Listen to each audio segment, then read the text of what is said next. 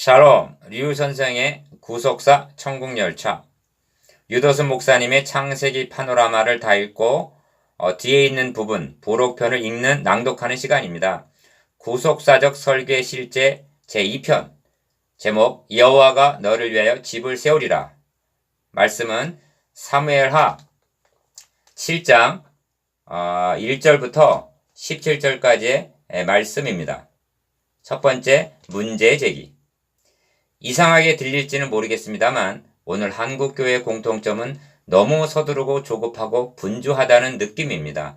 교역자는 교역자대로 눈코 뜰 사이 없이 바쁘고 성도는 성도대로 정신 차릴 수 없을 정도로 분주히 돌아갑니다. 무엇 때문에 누구를 위해서 그러한 것입니까? 대답은 분명합니다. 하나님을 위해 주님의 일을 하느라고 그러한 것입니다. 교회 성장의 비결 중 하나가 교인들을 가만히 놓아두면 안 되고 정신 차릴 여지 없이 복가돼야 한다고 말합니다. 그에 따른 여러 가지 방법들이 개발이 되고 동원되고 있습니다. 우리 잠시 하던 일을 멈추고 하나의 질문을 생각해 보기로 하겠습니다. 우리가 어떻게 하여야 하나님의 일을 하오리까? 요한복음 6장 28절. 두 번째, 본문 살피기. 여호와께서 사방의 모든 대적을 파하사 왕으로 궁에 평안히 거하게 하신 때에 1절. 다윗 왕은 하나님께 죄송스러운 마음이 들었습니다. 왜냐하면 나는 백향목 궁에 거하거늘 하나님에게는 휘장 가운데 있도다. 2절 하고 선지자 나단에게 편치 못한 자신의 심경을 말해줍니다. 때는 하나님의 법궤를 오베데돔의 집으로부터 운반하여 다윗성의 예비하였던 장막 안에 안치한 이후였습니다. 6장 17절. 나단은 여호와께서 왕과 함께 계시니 무릇 마음에 있는 바를 행하소서 하고 말합니다. 그 밤에 여호와의 말씀이 나단에게 임하셨습니다. 가서 내 종 다윗에게 전하라는 것입니다. 네가 나를 위하여 나의 거할 집을 건축하겠느냐? 5절. 결론부터 말씀드리면 여호와가 너를 위하여 집을 세워주시겠다는 것입니다. 11절. 하나님께서는 이제까지 어떻게 일해 오셨는가를 말씀하십니다. 내가 이스라엘 자손을 애굽에서 인도하여 내던 날부터 오늘날까지 집에 거하지 아니하고 장막과 회막에 거하며 행하였나니 하십니다. 6절. 그런데 어느 지파에게 너희가 어찌하여 나를 위하여 백향목 집을 건축하지 아니하였느냐고 말했느냐? 물으십니다. 7절. 이렇게 말씀하신 후에 여호와가 너를 위하여 집을 이루겠다고 말씀하시는 것입니다. 11절. 이 말씀은 구속 사역이라는 사람이 하나님을 위해서 해드리는 일이 아니라 하나님께서 우리를 위하여 이루어 주시는 일이라는 말씀입니다. 다윗이 하나님을 위해 무엇을 하기보다는 하나님께서 다윗을 통해 하시고자 하는 계획을 갖고 계시다는 뜻입니다. 다윗 왕에게 너의 수완이 차서 너의 조상들과 함께 잘 때 내가 너의 몸에서 날 자식을 너의 뒤에 세워 그 나라를 견고케 하리라. 저는 내 이름을 위하여 집을 건축할 것이요 나는 그 나라 위를 영원히 견고케 하리라 하고 약속하십니다. 12절에서 13절. 이 언약은 1차적으로는 솔로몬이 왕위에 올라 예루살렘 성전을 건축함으로 성취되었습니다만 하나님의 궁극적인 뜻은 다윗의 자손 가운데 예수 그리스도를 왕으로 보내셔서 그가 하나님이 거하실 전인 교회를 세우실 것을 의미하였던 것입니다. 에베소서 2장 21절에서 22절. 본문 중에서 우리가 주목해야 할 말씀은 그 나라 위를 영원히 견고케 하리라 13절라고 하신 영원이라는 말씀입니다. 이 말씀은 16절에서도 너의 위가 영원히 견고하리라 하고 재차 강조되고 있습니다. 이 말씀은 다니엘서를 통해서 이 열왕의 때 하늘에 하나님이 한 나라를 세우시리니 이것은 영원히 망하지도 아니할 것이요. 다니엘서 2장 44절 하고 이어지고 있습니다.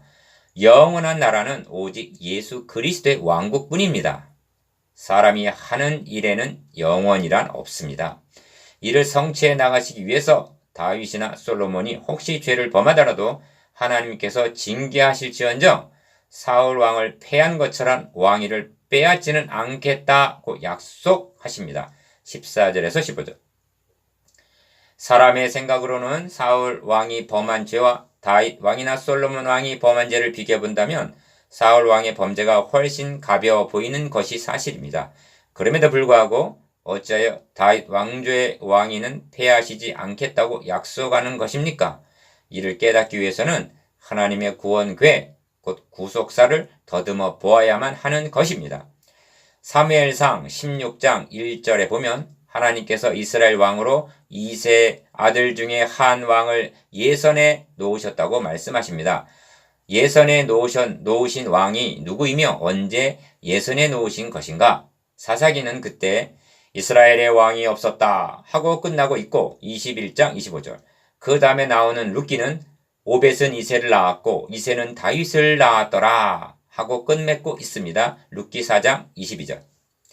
하나님은 이스라엘의 왕이 없던 사사시대에 벌써 다윗을 왕으로 미리 준비해 놓으셨던 것입니다. 투표에 의해서가 아니라 하나님의 주권적으로 말입니다.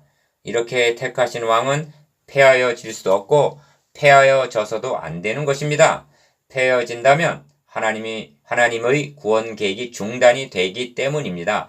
그러므로 징계하실지언정 폐하지는 않겠다고 말씀하시는 것입니다.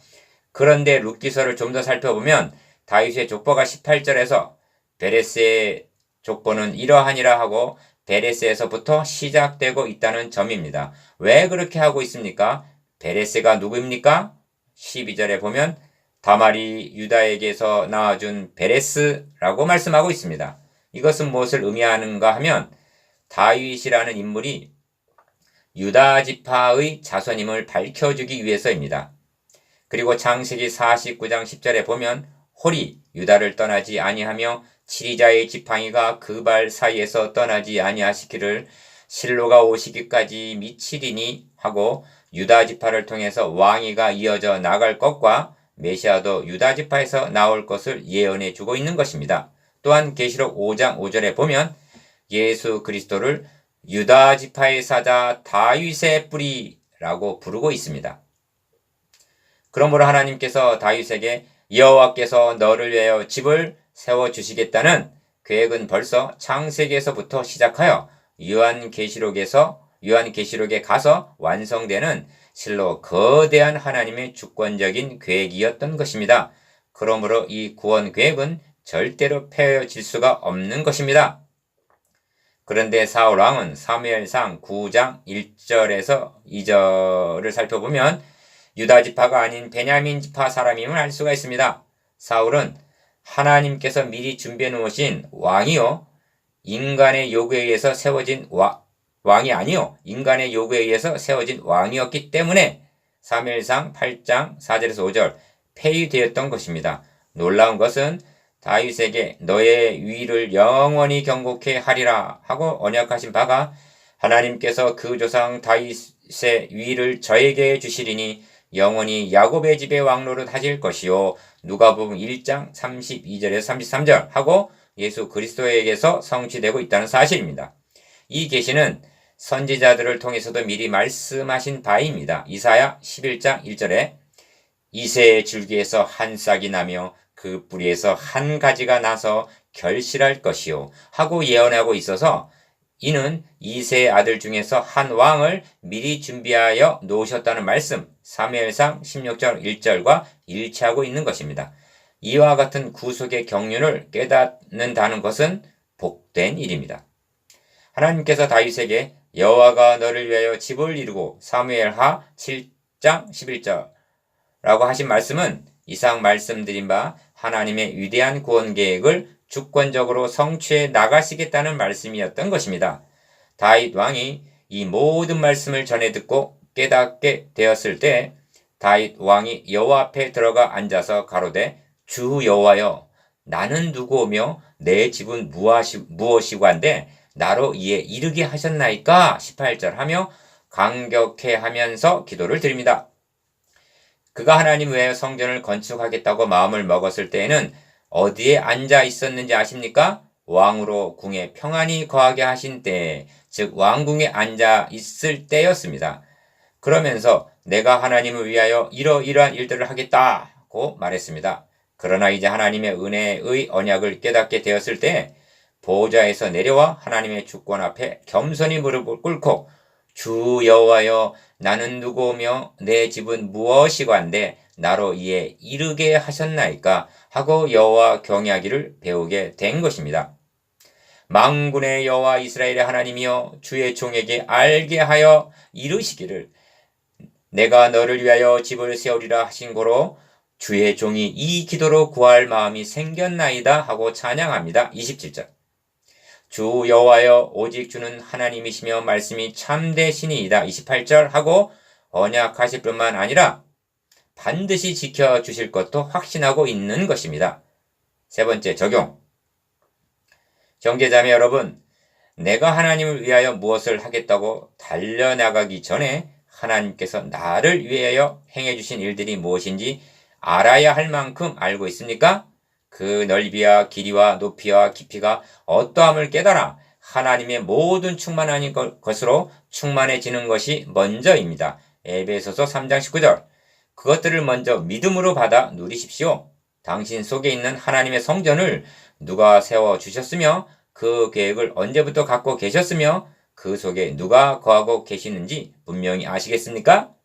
하나님께서는 벌써 창세 전에 당신의 집을 세워주실 계획을 갖고 계셨다고 성경은 말씀합니다.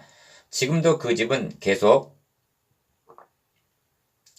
세워져 가고 있으며 완성 단계에 이른 것입니다. 그렇다면 이렇게 고백하십시다. 하나님의 일은 하나님이 하심을 인정하나이다. 주는 주시오 종은 종이옵니다. 다만 종을 도구로 삼아 의의 병기로 쓰소서. 이제 제기했던 질문에 대한 대답을 들음으로 말씀을 마치고자 합니다. 우리가 어떻게 하여야 하나님의 일을 하오리까? 하나님의 보내신 자를 믿는 것이 하나님의 일이니라. 요한복음 6장 29절